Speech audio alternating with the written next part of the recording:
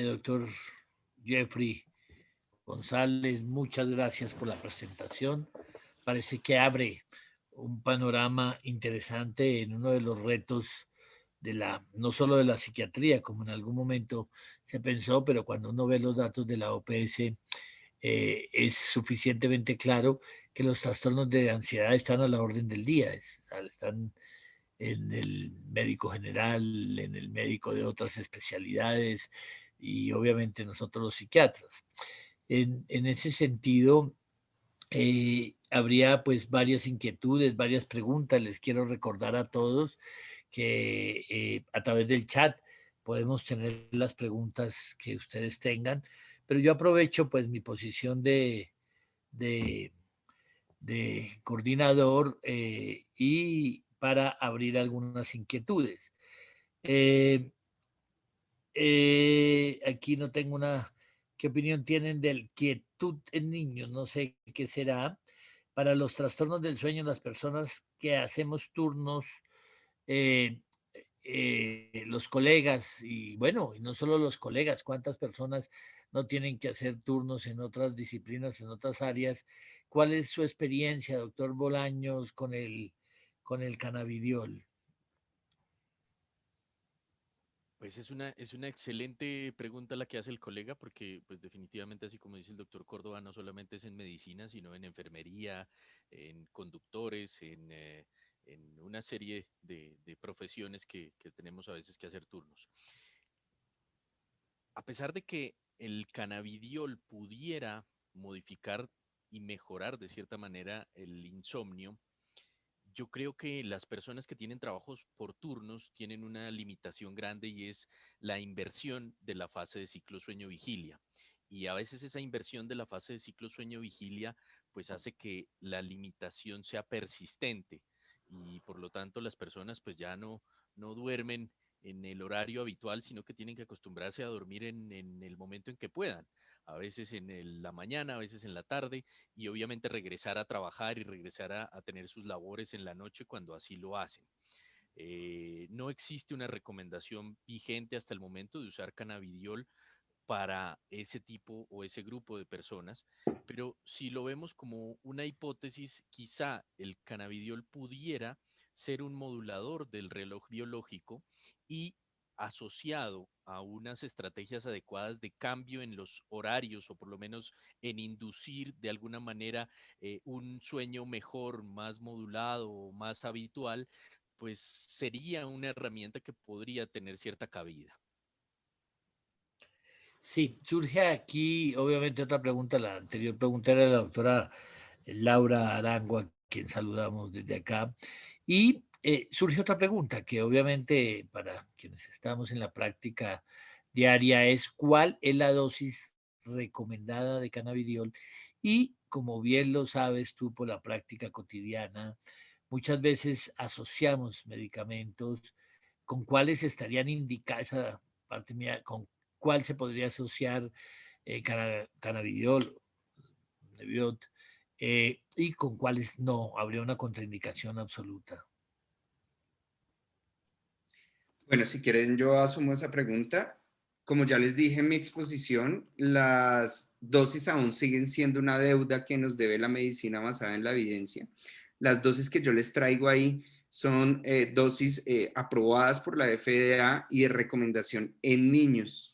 Sin embargo, nosotros en adultos también hemos puesto a juicio el uso de estas dosis y esas dosis son titulables. Empezar con 5 miligramos kilogramo día, digamos que sería una dosis pequeña, pero sería una manera responsable de iniciar, sobre todo porque los primeros días da mucho náuseas, mareo y efectos gastrointestinales. Lo ideal sería irlo titulando cada 2 semanas y por lo menos cada 2, 3 meses solicitar una prueba de función hepática. Por otro lado, hay muchos estudios que hablan de iniciar ya una dosis fija, sobre todo en ansiedad, y que las dosis mayores de 400 miligramos serían las más indicadas, porque dosis entre 300, 200 no terminarían siendo, digamos, efectivas.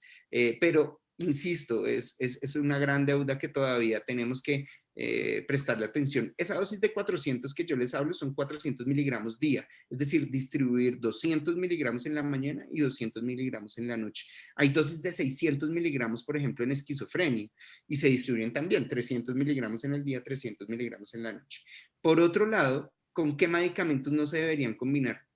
Especialmente con anticonvulsivantes, sobre todo con el clobazam, la lamotrigina y el ácido valproico. Ustedes vieron, por ejemplo, en el reporte de caso que yo hice, se mezcló muy bien con una benzodiazepina, se mezcló muy bien con un antipsicótico con efecto ansiolítico y con un IRS. No tendríamos en ese caso gran afectación, porque la mayoría de estudios han hablado de que el CBD termina siendo un medicamento a la final muy seguro. Entonces, las recomendaciones serían más bien con los anticonvulsivantes. Claro, ahí surgen inquietudes como, claro, nos preguntaba el doctor Millán por la dosis y de la doctora Janet Zúñiga, pero ahí entran inquietudes a mi juicio. Ha sido una discusión importante y que ha terminado muchas veces teniendo más respuestas prácticas que académicas. ¿Por cuánto tiempo debe usar en el manejo de insomnio el cannabidiol de pronto para el doctor, bueno, quien quiera de ustedes dos, pero también surgiría una pregunta que sí sería más específica para ti, es decir, ¿puedo usar yo, usando cannabidiol, un desescalamiento de benzodiazepinas? Entonces no sé quién de los dos quiera contestar. Yo quisiera complementar un poco lo que dijo el doctor Jeffrey. Em, Eh, en la ok, doctor experiencia, Bolaños, me parece muy interesante en ese sentido. ¿Cuánto tiempo? ¿No? Porque como durante mucho tiempo usamos benzodiazepinas o usamos benzamidas o sopiclona, entonces yo creo que el tiempo es muy importante. sí, sí. Y complementando un poco lo que dice el doctor Jeffrey, a veces nosotros hemos usado cannabidiol y en mi práctica lo he usado en niños con epilepsia, como lo mencionaba antes, y a veces tenemos que usarlo con otros anticonvulsivantes. Una de las estrategias es tener mucho cuidado con la dosis del clobazam, porque cuando se usa con cannabidiol, el cannabidiol induce un una molécula adicional que tiene el clobazam que la perpetúa y entonces por lo tanto generamos más efectos secundarios. O sea, hay que tener mucho cuidado con el uso. Se puede usar, pero deberíamos tener mucho cuidado con el uso concomitante con el clobazam. Y frente al tiempo de uso, creo yo, desde el punto de vista del insomnio, pues ojalá sean tiempos cortos, no pasar de 14, 20 días, creo yo que sería una recomendación ideal. Cuando nosotros tenemos que desescalar esas moléculas como las benzodiazepinas o como los zetas que llamamos comúnmente, como el solpidem o la sopiclona, lo que hacen muchos de los colegas es iniciar con una dosis baja, empezar a titular esa dosis durante 2 semanas o cada 2 semanas, como lo decía el doctor Jeffrey, y en ese mismo tiempo también intentar disminuir la dosis de las benzodiazepinas o del medicamento que esté usando de manera crónica, considerando obviamente que es probable que ese tiempo no sea mayor a 2 meses. Y en la literatura, pues las respuestas en general son buenas respuestas cuando se intenta hacer esa titulación y sobre todo el intercambio de de algunas de esas moléculas. Y en la presentación que mostró el doctor Jeffrey también hay una situación interesante y es que se podría llegar a usar, por ejemplo, en algunos pacientes, como el que presenta el caso clínico de él, que tienen una cierta tendencia al abuso de sustancias psicoactivas como la marihuana, y en esos casos se ha usado para disminuir la ansiedad para el consumo y ha tenido pues un efecto positivo que seguramente pues es mucho más prolongado, como lo está haciendo el doctor Jeffrey, creo, con su paciente. Muy importante lo que planteas con el uso de lo que coloquialmente le dicen las setas o ciclopirrolonas, porque allí también cada vez hemos visto que existen tolerancia y riesgos importantes que lo vemos en la práctica cotidiana. Jeff, no sé si tú quisieras hablar un poco, complementarlo el desescalamiento, y te dejo otra pregunta de la doctora Zúñiga, uso o experiencia, porque evidencia amplia no hay en trastorno de pánico. Bueno, el desescalamiento de las benzodiazepinas siempre representa un reto. La recomendación es hacer disminución del 25% de la dosis inicial cada semana. Yo no considero, no he leído literatura, parto de ese hecho porque no la he encontrado, de que el CBD pueda reemplazar un desescalamiento de la benzodiazepina. Pienso que se tiene que hacer el desescalamiento con, con los parámetros recomendados del 25% y el CBD puede ser una complementariedad a ese descenso, sobre todo para manejar síntomas de ansiedad e insomnio. Toda vez que además la neurobiología me habla que la benzodiazepina está más por el lado del GABA, controlando la ansiedad y el insomnio, y por otro lado, más bien el CBD controlando 5-HT1A, que es otra vía para controlar los trastornos de ansiedad y, bueno, y el insomnio en general.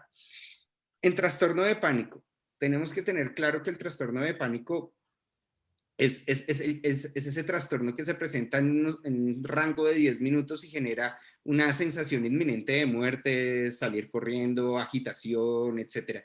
En ese momento, tal vez lo más recomendado siempre es una benzodiazepina y de acción corta.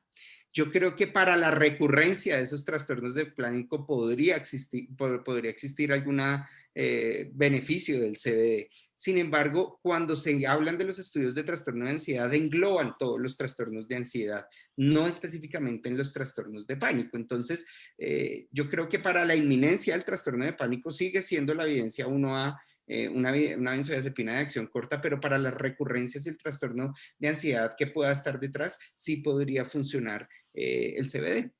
Claro, sería, sí, para el ataque de pánico, sin duda, que muchas veces no alcanzamos ni a medicarlo, ya nos llegan y son quizás los rezagos de los síntomas, ¿no? Y la experiencia vivida con tanta ansiedad. Para ansiedad y trastorno, y los trastornos del sueño, el insomnio, que el doctor Bolaños presentó, ¿serían las mismas dosis de cannabidiol para iniciar? Es una pregunta práctica, cotidiana, es una pregunta de la doctora Edna Gómez.